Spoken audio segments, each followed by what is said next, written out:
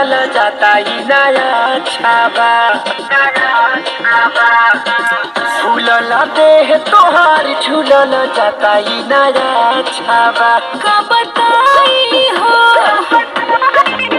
कब से जिया मारे नहीं गजा अभी बाजा कब से जिया मारे नहीं गजा अभी बाजा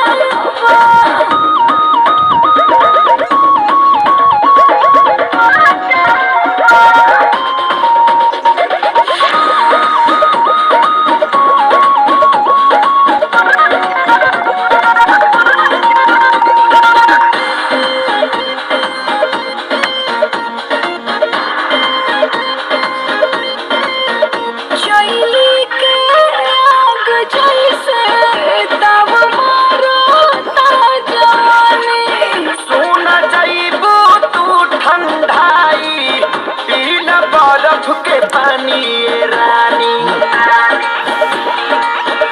शैली के आग जैसे दाव मारता जवानी सुन जाइबो तू ठंडाई पीला। हेलो भैया लोग, हम लोग आ चुके हैं आज शूटिंग कर रहे हैं। ये देखो दीपक जौनपुरिया इनके नाम से चैनल है। हाय गाइस, दीपक जौनपुरिया 62 यूट्यूब पे आपको मिलेगा। हम लोग शूटिंग पे आ चुके हैं। ये देखो यहाँ का नज़ारा, यहाँ का सीन सब देख रहे हैं। ये हमारे सब लोग साथी हैं। ये देखो मतलब सब लोग, ये देखो ये राजू भाई हैं। हर महादेव, जय श्री राम। भैया आप सब दीपक जौनपुरिया यूट्यूब चैनल के माध्यम से ज़्यादा से ज़्यादा लाइक शेयर कमेंट में बताएं जो भी कुछ गलती हो हम छोटे मोटे कलाकारों से। जय श्री राम भैया।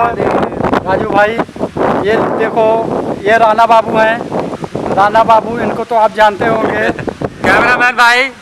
अरे कैमरामैन तो हमारे को अच्छा ठीक है भैया। अभी आपको वीडियो नया वीडियो आपके चैनल पे मतलब दीपक जौनपुरिया डाल देना 62 उस पर आ जाएगा। हम लोगों का वीडियो देखिए, सब्सक्राइब करिए। बहुत बहुत धन्यवाद। वीडियो के बाद मिलते हैं।